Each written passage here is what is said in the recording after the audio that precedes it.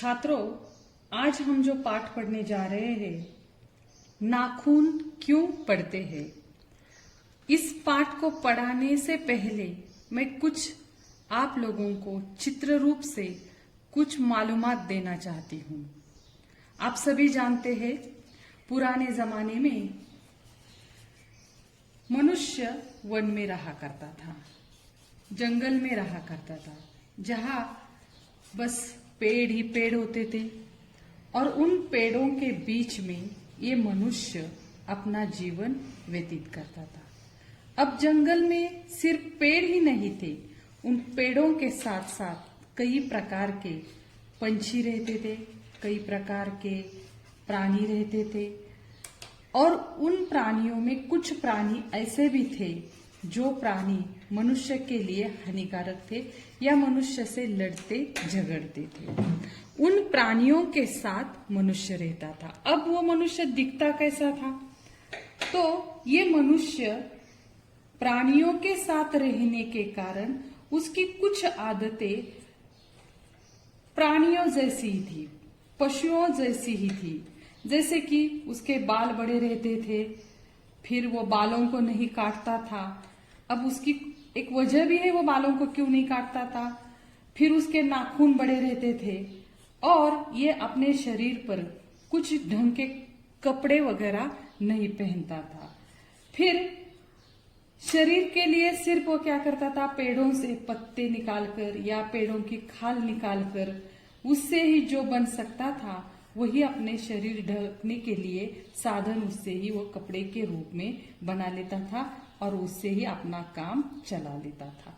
अब देखो, उसके नाखून बड़े होते थे, उसके बाल बड़े बड़े होते थे, फिर उसके शरीर पर कोई ढंग का कपड़ा नहीं रहता था। मतलब जंगल में रहने के कारण, पशुओं के साथ रहने के कारण मनुष्य कुछ उन पशुओं जैसे ही रहता था, उनकी जैसे ही उसकी आदतें बन गई थी। अब देखो, कुछ साल उनके साथ रहने के कारण वो क्या करता था, प्राणी अपनी भूख मिटाने के लिए क्या करते थे, तो छोटे प्राणियों को मारकर खा जाते थे। ये जंगली मनुष्य भी उन प्राणियों की तरह ही वहां रहकर छोटे छोटे प्राणियों की शिकार करता था और उनको कच्चा मांस के रूप में ही खा जाता था। और इसीलिए उसे शिकार करने के लिए या उस मांस को तोड़ने के लिए, खाने के लिए उसके पास दो हथियार अपने खुद के अंग के थे। एक थे नाखून और दूसरे थे उसके दांत। लेकिन सबसे पहले आते हैं वो है नाखून। अब क्या हो गया, ये मनुष्य कहाँ रहता था, तो जंगल में कहीं पर भी जो गुफा होती थी उसी गुफा में वो क्या करता था, अपना रहने का ठिकाना ढूंढता था और उसी गुफा में वो रहता था। अब कुछ साल बीतने के बाद क्या हो गया, मनुष्य पेड़ों से भी कुछ फल निकाल कर खाता था और वही किसी जगह पर फेंकने लगा। तो फल फेंकते वक्त जहां पर वह रहता था उसने जो कुछ बीज डाले हैं उससे उसने देखा वैसे ही बीज फिर से उग रहे हैं। तो मनुष्य ने क्या किया, जहां जहां पर उसने वो बीज डाले थे वहां वहां पर वो बीज फिर से उगते हैं।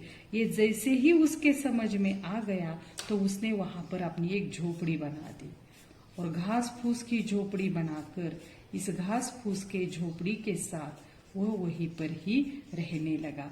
अब दूसरी एक बात ये भी थी कि उसको जो जंगल के पशु थे उससे डर भी था और उनसे डर के कारण उसे वहां छिपने के लिए सहारा भी चाहिए था। तो वो क्या करने लगा, झोपड़ी बनाकर उस झोपड़ी में रहने लगा और उस वक्त उसके पास खाने के लिए उसने जो ये बीज फेंके थे उससे जो कुछ भी आता था वही उसका अनाज बन गया था। अब झोपड़ी में रहता था, वही अनाज खाता था। तो उसके एक बात समझ में आ गई कि अगर हमने इस तरह से कुछ अनाज को फेंका या कुछ फल के बीज फेंके हैं तो वहां उसी तरह से बीज या फल उग सकते हैं। तो उसने उसी तरह बीज फेंकना शुरू कर दिया। तो उससे क्या बन गई, खेती बन गई। देखो, पहले तो वो ऐसे ही फेंक देता था बीज, उसके समझ में ये नहीं आता था और जब उसने देखा कि फेंके हुए बीजों से उसी तरह के फल अनाज मिल सकता है, तो उसने इस तरह से एक जमीन साफ सुथरी कर बनाकर वहां पर उस बीज को फेंकना शुरू कर दिया। तो वैसे ही बीज उगते हैं, ये समझ में आ गया। तो ये जो जंगल में भटकता था, पशुओं के साथ रहता था, तो उसके बाद वो झोपड़ी में रहने लगा। झोपड़ी में उगे हुए बीज को देखकर फिर उसने इस तरह से जमीन साफ की और जमीन पर वो क्या करने लगा, वहीं पर रहने लगा। उसके लिए उसने अपने लिए पक्के मकान बनाए, क्योंकि उसको भी उसी वक्त प्राणियों से या अन्य किसी से जब बारिश होती थी तो उसे क्या चाहिए था, सहारा चाहिए था। तो फिर पहले तो वो झोपड़ी में खुद अकेला रहता था, फिर जैसे ही उसकी समझ में खेती की बात आ गई तो खेती के लिए लोग समूह करके इकट्ठा रहने लगे और अपने पास की जमीन साफ सुथरी कर कर उस पर वो क्या करने लगे, खेती करने लगे। तो खेती से उसे क्या मिलने लगा, अनाज मिलने लगा। तो अब देखो, हम ये देख रहे हैं जंगल से ये मनुष्य इस तरह से जो पशु जैसा दिखता था, पशु जैसा रहता था, पशु जैसे ही उसके रहन सहन खान पान के तरीके थे, उस मनुष्य को पहले तो कुछ हथियार वगैरह नहीं थे, लेकिन जैसे ही उसे ये मालूम हुआ कि अपने फेंके हुए बीज वैसे ही उगते हैं, तो उसने झोपड़ी बनाकर अकेला रहना शुरू किया। लेकिन जैसे ही उसे इस बात की खेती की खोज हो गई तो उसने क्या की, खेती बनाना शुरू किया और समूह भी बनाना शुरू किया। तो लोग इकट्ठा बनते गए, इकट्ठा रहते गए, बनता गया गांव। अब देखो, जैसे जैसे गांव बन गया, लोग इकट्ठा रहने लगे, खेती करने लगे, तो उसके जीवन में कुछ परिवर्तन आया, बदलाव आया, सुख साधन कुछ आए, कुछ हथियार बन गए। अब देखो, आप लोगों को तो मालूम है मनुष्य के जीवन में सबसे बड़ी खोज कौन सी है, या सबसे बड़ा उसके जीवन का टर्निंग पॉइंट जिसे हम कहते हैं वो कौन सा है, तो अग्नि की खोज। जैसे ही आग आ गई, आग के कारण मनुष्य ये जान पाया कि किस तरह से यंत्र बनाया जा सकते हैं, साधन सामग्री बनाई जा सकती है। तो उसने जैसे ही आग का निर्माण हुआ तो इस तरह से उसने तरक्की करना शुरू कर दिया। फिर कहते यंत्र बनने के लिए चक्र आ गया, और चक्र से निकलकर उसने कई सारे यंत्र, रेलगाड़ी हो या अन्य कई यंत्र हो बना लिए।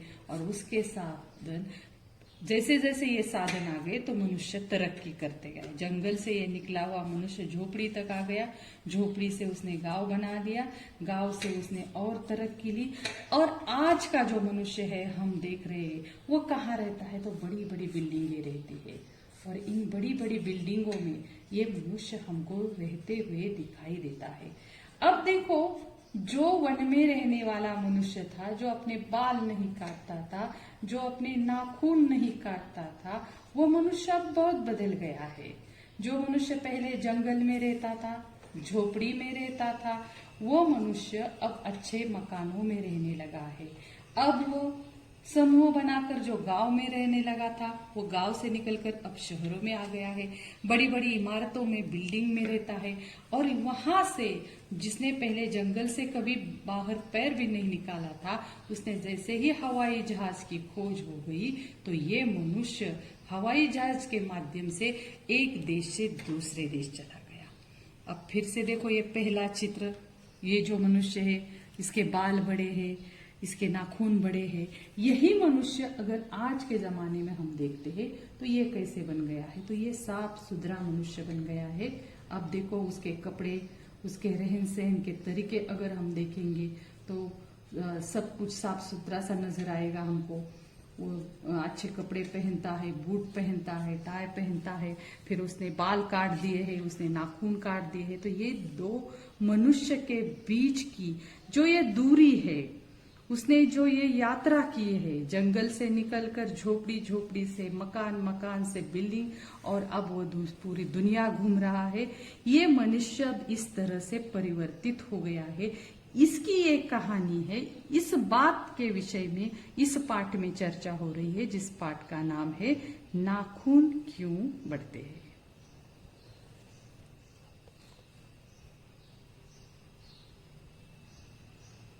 इन्होंने ये जो पाठ लिखा है, ये पाठ मतलब एक निबंध है।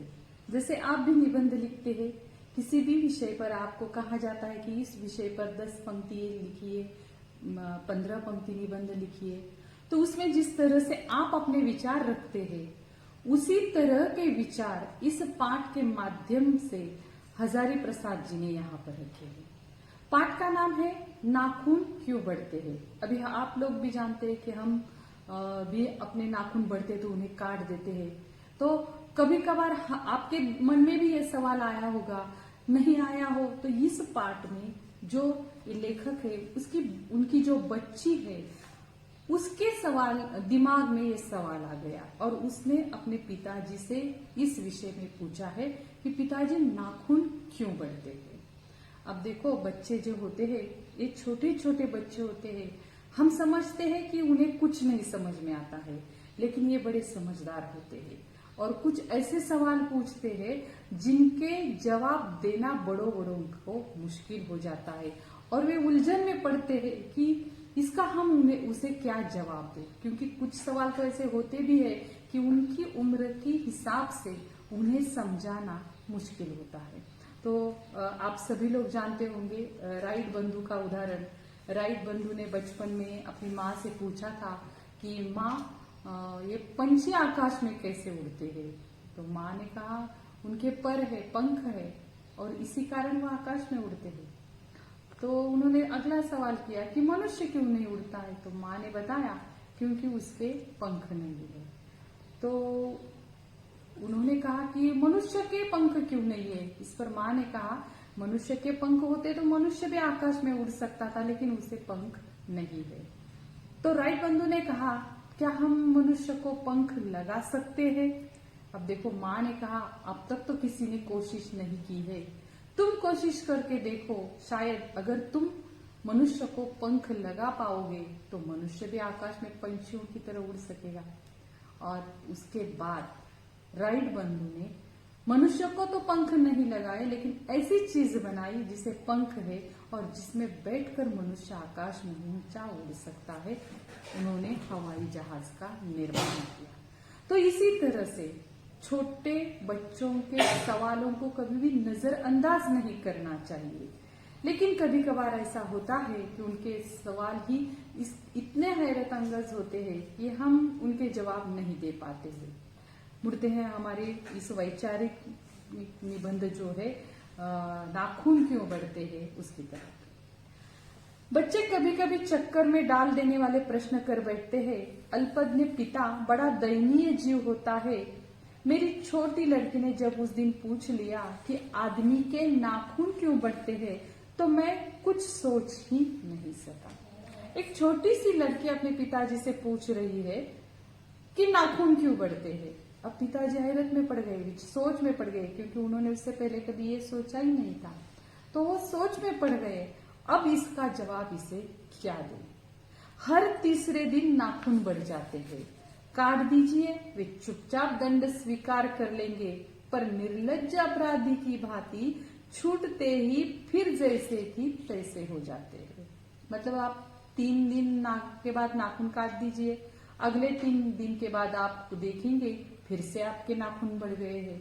तो उन्होंने उदाहरण दिया है जो अपराधी होता है उसे जिस तरह से अपराध करने की लत लग चुकी होती है, उसे सजा हो जाती है, वो कारागृह से छूट कर आता है, फिर से अपराध कर लेता है। उसी तरह से ये नाखून भी अपने आप 3 दिनों के बाद काटने पर भी फिर बढ़ जाते हैं। आप फिर काट लीजिए, वो फिर बढ़ जाएंगे। उन्होंने कहा है आखिर ये इतना बेहया क्यों है। अब देखो लड़की के सवाल पर लेखक सोच में पड़ गए हैं। उनके दिमाग में भी बार बार ये सवाल आ रहा है आखिर नाखून बढ़ते क्यों हैं। तो उन्होंने जिस तरह से मैंने आप लोगों को एक चित्रकथा थोड़ी देर पहले दिखाई, उस चित्रकथा में मैंने आप लोगों को जो दिखाया था उसी बात पर लेखक विचार करने लगे, सोचने लगे। उन्होंने सोचा कुछ लाख ही वर्षों की बात है जब मनुष्य जंगली था, वनमानुष। अपने किताब में इसका मतलब दिया है वनमानुष का मतलब बंदर की एक प्रजाति उन्होंने बताई है। अब आप लोग भी जानते हैं कि पहले आदि मानव कहते हैं या जंगली मनुष्य जिसे कहते हैं, जब वो वन में रहता था तो कहते हैं उससे भी पहले उसकी भी पूंछ हुआ करती थी। और यहाँ पर वनमानुष का मतलब बंदर की एक प्रजाति दी है जो मनुष्य से ताल्लुक रखती है।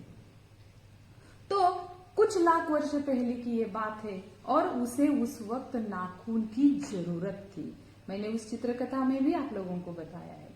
उसकी जीवन रक्षा के लिए नाखून बहुत जरूरी थे, क्योंकि उस जंगल में कुछ उससे भी भयंकर पशु रहा करते थे। उनसे हमला होने का डर था, वे पशु मनुष्य को खा भी जाते थे। तो इसी कारण उसके पास उस वक्त तो किसी हथियार का निर्माण नहीं हुआ था। मैंने आप लोगों को चित्र में भी दिखाया है। तो मनुष्य के पास कोई हथियार नहीं था। जैसे ही आंख का निर्माण हुआ, चक्र का निर्माण हुआ, उसी के साथ हथियार बनते गए, लेकिन तब तक मनुष्य के पास कोई हथियार नहीं था। और असल में उसके हथियार थे उसके खुद के दांत और नाखून। इसलिए उन्होंने कहा है दांत भी थे पर नाखून के बाद उनका स्थान आता था। अब धीरे धीरे वो अपने अंग से बाहर की वस्तुओं का सहारा लेने लगा। पहले तो क्या करता था, उसे कुछ भी चाहिए तो अपने नाखून को जमीन में खुदर कर वहां से कुछ निकाल कर खाता था, जिसे हम मराठीमध्ये कंदमुळे म्हणतो आपण, किंवा झाडाच्या काही फळं उंच टोकावरती जाऊन तोडून आणत होता। आणि प्राण्यांबरोबर त्याला युद्ध करावं लागत होतं, त्याच्यासाठी दात नख त्याला उपयोगी पडत होते। म्हणजे आजकाल आपण ज्या पशु वृत्ती पाहतो प्राण्यांमधल्या, वाघ असेल, सिंह असेल, हत्ती नाही म्हणता येणार, हे वाघ सिंह ज्याप्रमाणे प्राण्याची शिकार करून आपल्या जबड्याने त्याला फाडून खातात, त्या प्रकारची प्रवृत्ती माणसामध्ये होती। त्या प्रकारे माणूस त्यांच्याबरोबर राहत असल्यामुळे त्याच प्रकारे आपलं अन्न शोधत होता, त्याचप्रमाणे अन्न तो खात होता। आता हळूहळू काय झालं, त्याने बाहेरची हत्यारं हातात घ्यायला सुरुवात केली। मग लगेच काही धातूचं हत्यार बनलेलं नव्हतं, मग लाकडापासून दगडापासून सुरुवातीला त्यांनी हत्यार बनले।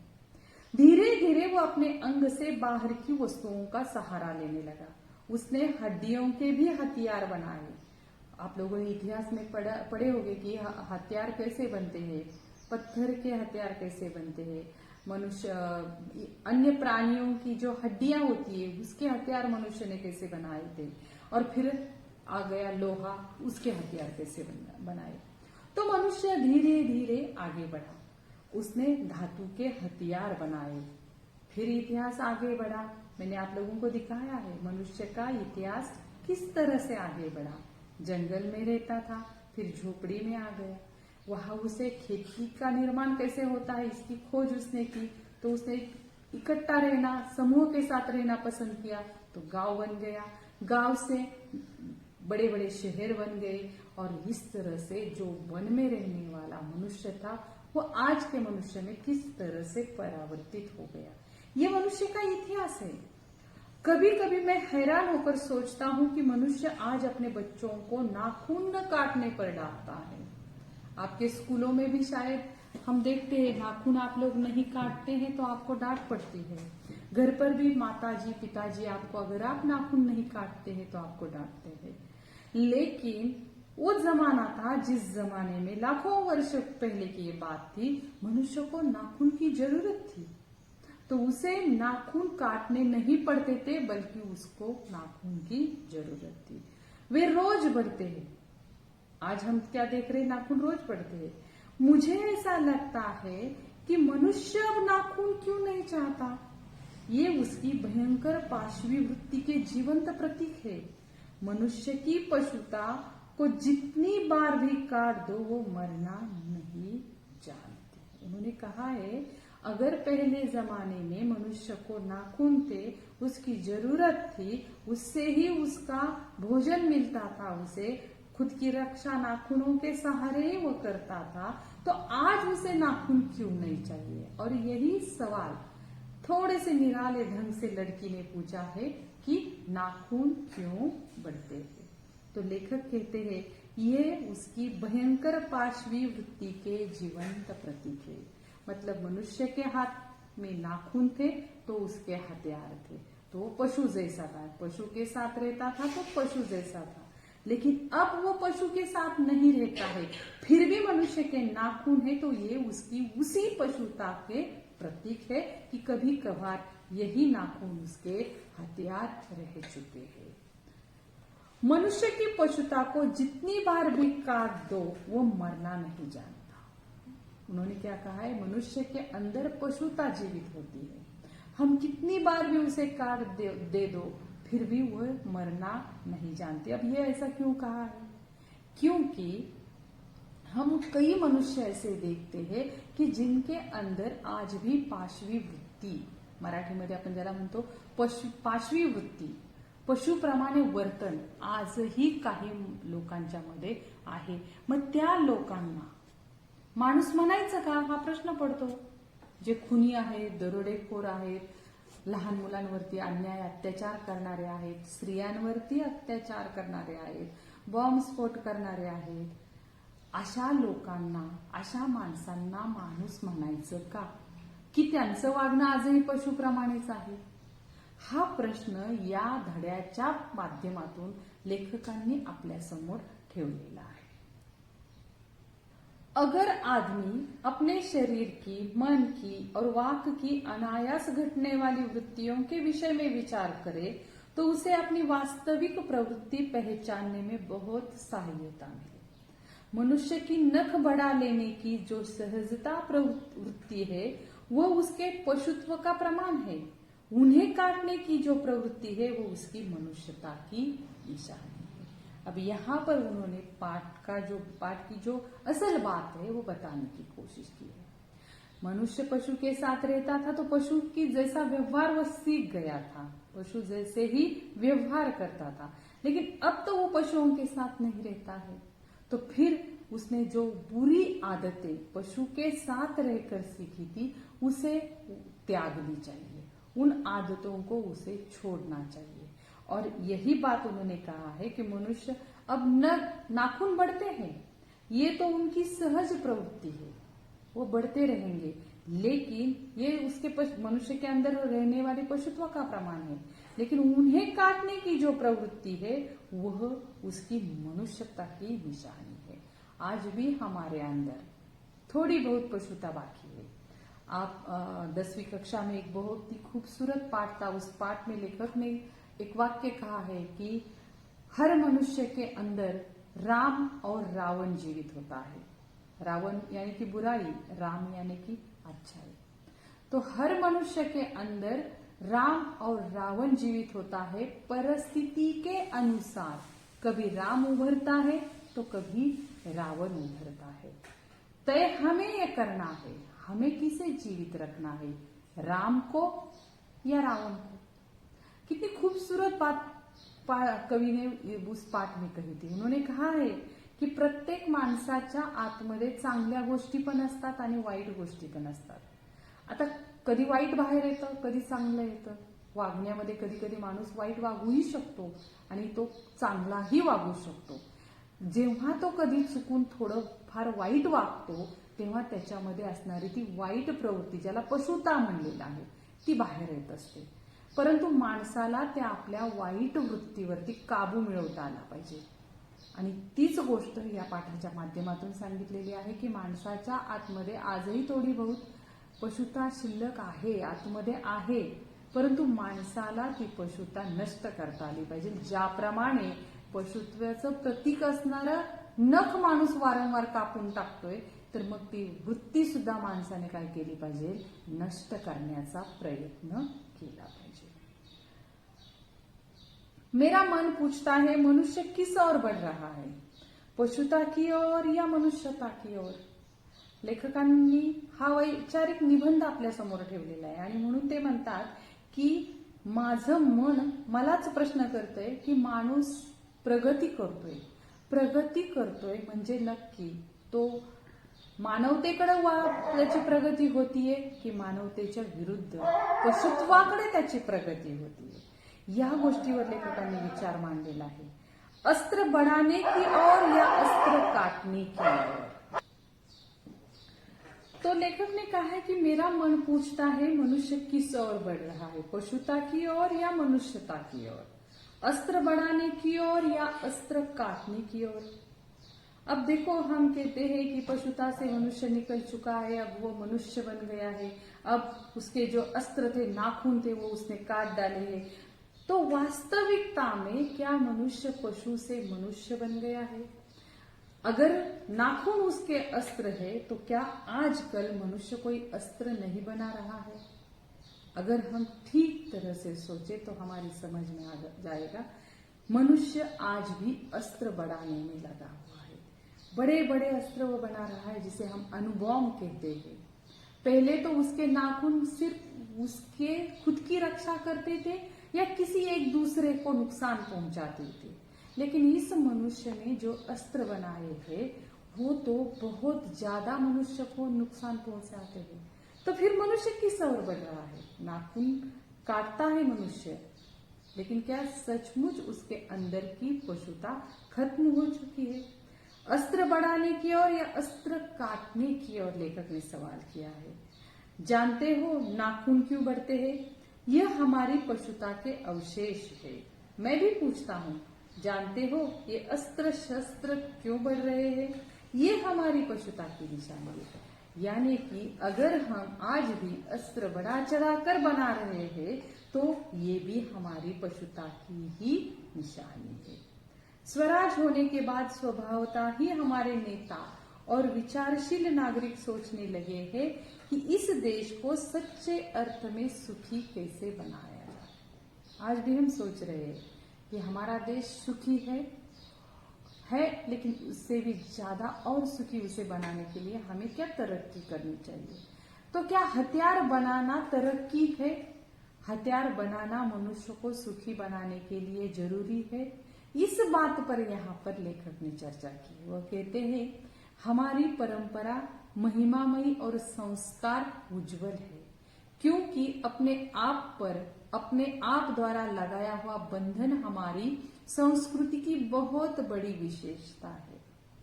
आपल्या सर्वांना माहिती आहे की या ठिकाणी त्यांनी उल्लेख केलेला आहे की जर माणूस बनलाय तो जर आता पशु नाहीये, जर त्याने त्याचे हत्यार नष्ट करायला सुरुवात केलेली आहे, नख केस कापून टाकलेली आहे, तर मग का माणूस आज हत्यार बनवत नाही? तर माणसाचं हत्यार उलट माणसाने तर आणखी प्रगतिशील हत्यार बनवलेत, अणुबॉम्ब सारखी। तुम्हाला सर्वांना माहिती आहे की दुसऱ्या महायुद्धामध्ये अमेरिकेने जपानच्या हिरोशिमा आणि नागासाकी या 2 शहरांवरती अणुबॉम्ब टाकली आणि या शस्त्रांचा वापर करून लाखो लोकांना त्या ठिकाणी मृत्यू मिळाला होता। मग याचा अर्थ मनुष्य खरंच पशुत्व त्यातलं नष्ट होऊन माणूस झालाय का?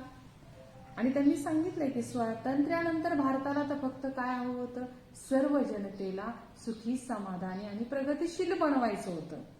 स्वातंत्र्यानंतर भारताचे पहिले पंतप्रधान पंडित जवाहरलाल नेहरू यांनी अलिप्ततावादाचं धोरणही स्वीकारलेलं होतं। आपली संस्कृती देखील आपल्याला हे अस्त्र बनवण्याची परवानगी देत नाही, कारण आपल्या संस्कृतीमध्ये सांगितलेलं आहे महिमामयी म्हणजे गौरवशाली। आपल्या संस्कृतीमध्ये सांगितलेलं आहे वसुदैव कुटुंबकम, हे विश्वची माझे घर, ज्ञानेश्वरांनी पण म्हणलेलं आहे, बनवण्याची परवानगी देत नहीं। अब आगे लेखक ने कहा है, मनुष्य पशु से किस बात में भिन्न है? उसमें संयम है, दूसरे के सुख दुख के प्रति समवेदना है, श्रद्धा है, तप है, त्याग है, और इसीलिए मनुष्य झगड़े टंटे को अपना आदर्श नहीं मानता। गुस्से में आकर चढ़ दौड़ने वाले अविवेकी को बुरा समझता है, वचन, मन एवं शरीर से किए गए असत्याचारण को गलत मानता है। अब देखो, उन्होंने कहा है मनुष्य में और पशुओं में क्या फर्क है। मनुष्य के अंदर संयम है, पशु के अंदर नहीं है।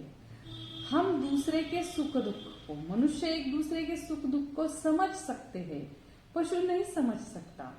ऐसा होता तो छोटी छोटी बच्चियों को, छोटे छोटे लड़कों को शेर पकड़कर उठाकर नहीं ले जाता, क्योंकि वो समझ उसके अंदर नहीं है, वेदना को नहीं जानता है, वो श्रद्धा रखना, तप रखना, त्याग करना नहीं जानता है। और इसीलिए पशु के अंदर जो एक गुण है, उसके जैसे गुण जिस मनुष्य के अंदर होते, जो मनुष्य झगड़ालू होते हैं, टंटे करते हैं, खून करते हैं या डकैती करते हैं, कई बातें इस तरह की, वे पशु के गुण समझे जाते हैं। गुस्से आदमी होते हैं, अविवेकी आदमी उन्हें समझा जाता है और उन्हें पशु जैसा समझा जाता है। उन्हें हम अपना आदर्श कभी भी नहीं मानते हैं। लेकिन जो श्रद्धा, तप, त्याग रखने वाले, दूसरों की वेदना को समजणे वाले, दुसऱ्यांचं दुःख समजण्याची क्षमता माणसात आहे, ती प्राण्यामध्ये नाही। आपण पाहतो की कितीतरी बिबटे, वाघ लहान लहान मुलांना सुद्धा उचलून घेऊन जातात। का? तर त्यांना त्या गोष्टीची समज नाहीये, त्यांच्यामध्ये ती वेदनेची जाणीव नाहीये जी माणसामध्ये आहे। दुसरी गोष्ट म्हणजे माणूस स्वतःवरती नियंत्रण मिळवू शकतो, संयम ठेवू शकतो, जो पशु ठेवू शकत नाही। तिसरी गोष्ट म्हणजे माणसाला श्रद्धा, त्याग, तप या गोष्टी करणं जमतं। याने माणूस श्रेष्ठत्वाकडे जातो। ती गोष्ट पशुला प्राप्त होत नाही, त्याच्याजवळ ती असत नाही। आणि म्हणूनच आपण स्वामी विवेकानंदांना, बाबा आमटेंना यांना आपले आदर्श मानतो, महात्मा गांधींना आपण आपले आदर्श मानतो। कारण हे सगळे गुण, गौतम बुद्धांना आपण आपले आदर्श मानतो, हे सगळे गुण त्यांच्यामध्ये आहेत। मात्र जी लोक या प्रकारे वागत नाही, त्यांनी ते वाक्य वापरलेले आहे, झगड़े टंटे को अपना हम आदर्श नहीं मानते हैं। सत्याचरण करने वाले मनुष्य को, म्हणजे वाईट वागणाऱ्या, वाईट वागणूक करणाऱ्या माणसाला आपण कधीच आपला आदर्श मानत नाहीत, कारण ती पशुत्वाची लक्षण आहे। ऐसा कोई दिन आ सकता है जब मनुष्य के नाखून को पड़ना बंद हो जाएगा। प्राणी शास्त्रियों का ऐसा अनुमान है कि मनुष्य का अनावश्यक अंग उसी प्रकार झड़ जाएगा जिस प्रकार उसकी पूंछ झड़ गई है। उस दिन मनुष्य की पशुता भी लुप्त हो जाएगी। लुप्त होना, लुप्त का मतलब है गायब। यहाँ पर मैंने शब्द लिखा है, लुप्त का मतलब है गायब। अब देखो यहाँ पर भी मैंने चित्र बनाया है। एक चित्र है जंगल में रहने वाले पशुओं के साथ रहने वाले मनुष्य का, और दूसरा है ये चित्र जो अब आज का मनुष्य है। तो आज के मनुष्य साफ सुथरा है, उसके बाल अच्छी तरह से काट दिए हुए हैं, इस मनुष्य के नाखून बड़े हुए हैं। और यहाँ पर हम देखेंगे आज के मनुष्य नाखून को बढ़ने ही नहीं देता है। तो लिखते वक्त इस बात का भी मैंने ध्यान रखा है कि पशु के जो लक्षण है या जंगली मनुष्य के जो लक्षण है, उसके जो शब्दार्थ है मैंने उसके पास ही रखे। जैसे वनमानुष, पाशवी, लुप्त, घृणा, जो प्राणियों के, जंगल में रहने वाले प्राणियों के लक्षण है। और जो मनुष्य नहीं चाहता है, जो मनुष्य अच्छा बनना चाहता है, वे शब्द मैंने यहाँ पर लिखे। जैसे महिमामयी, गौरव, द्योतक मतलब प्रतीक, चरितार्थता मतलब सार्थकता, जो मनुष्य को बनना है, करना है। तो देखो लुप्त का मतलब है गायब। तो उन्होंने कहा है कि कुछ साल पहले मनुष्य को पूंछ थी और एक दिन वो पूंछ नष्ट हो गई। तो उसी तरह कुछ दिनों के बाद मनुष्य के नाखून भी नष्ट हो जाएंगे। तो इसका मतलब है मनुष्य के अंदर की पशुता भी नष्ट हो जाएगी। और उन्होंने कहा है शायद उस दिन वो मरणास्त्रों का प्रयोग भी बंद कर दो। आजकल जो लोगों को मारने के लिए अस्त्र बना लिए, मरणास्त्र कहा गया है इसे, वे अस्त्र भी मनुष्य उस दिन नष्ट कर देगा। नाखून को बढ़ाना मनुष्य के भीतर की पशुता की निशानी है और उसे नहीं बढ़ने देना मनुष्य की अपनी इच्छा है, अपना आदर्श है। अब देखो इसका मतलब यहाँ पर लेखक ने यह बताने की कोशिश की है कि नाखून अंदर की है से बढ़ रहे हैं, मतलब मनुष्य के अंदर जो पशुता बाकी है वो नाखून को बढ़ा रही है। लेकिन मनुष्य असल में क्या चाहता है, वो पशुता नहीं चाहता, इसीलिए तो वो बार बार नाखून को काट रहा है।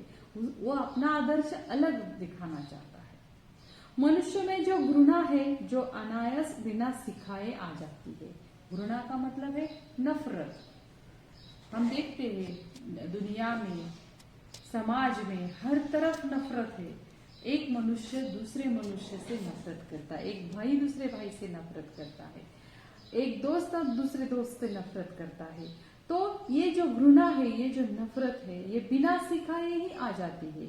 वो पशुत्व का ही प्रतीक है। द्योतक कहा है, द्योतक का मतलब है प्रतीक। ये पशुत्व का ही प्रतीक है जो हमारे अंदर घृणा है। अगर हम किसी से नफरत करते हैं तो समझ लीजिए आपके अंदर पशुता बाकी है।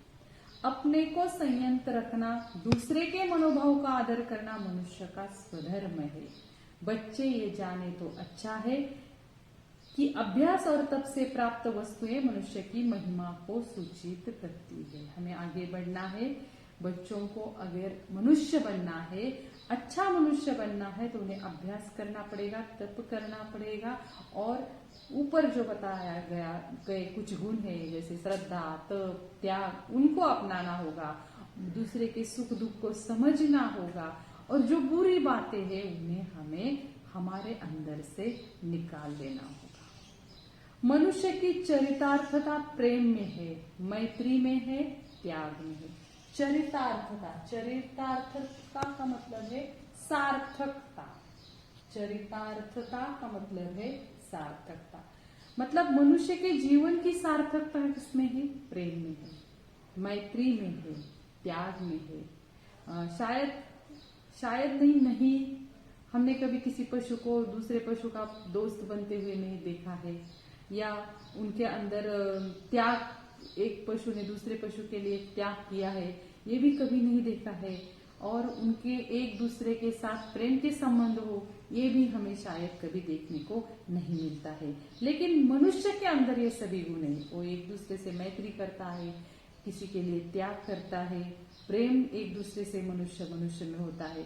तो अपने को सबके मंगल के लिए निशेष भाव से दे देने में ही है। हमारे पास जो है दूसरों के लिए हमें क्या करना चाहिए? देना चाहिए। नाखून का बढ़ना मनुष्य की उस अंध सहजता वृत्ति का परिणाम है जो उसके जीवन में सफलता ले आना चाहती है। उसको काट देना उस स्वनिर्धारित आत्मबंधन का फल है जो उसे चरितार्थ की ओर ले जाती है। नाखून बढ़ते हैं तो बड़े, मनुष्य उन्हें बढ़ने नहीं देगा। तो हमने पाठ में क्या देखा है? ये जो वन मनुष्य है, ये जो जंगली मनुष्य है, जिस पशु के साथ रहने के कारण पशु जैसा बन गया है, उसके अंदर पशुता है और नाखून उसका हथियार है। लेकिन यही मनुष्य कई सालों में इस मनुष्य में जब परिवर्तित हो गया है, तो अब उसने पशु जैसी कई बातों को त्याग दिया है। नाखून तो उन्होंने प्रतीक रूप में लिया है। तो मनुष्य को क्या करना चाहिए?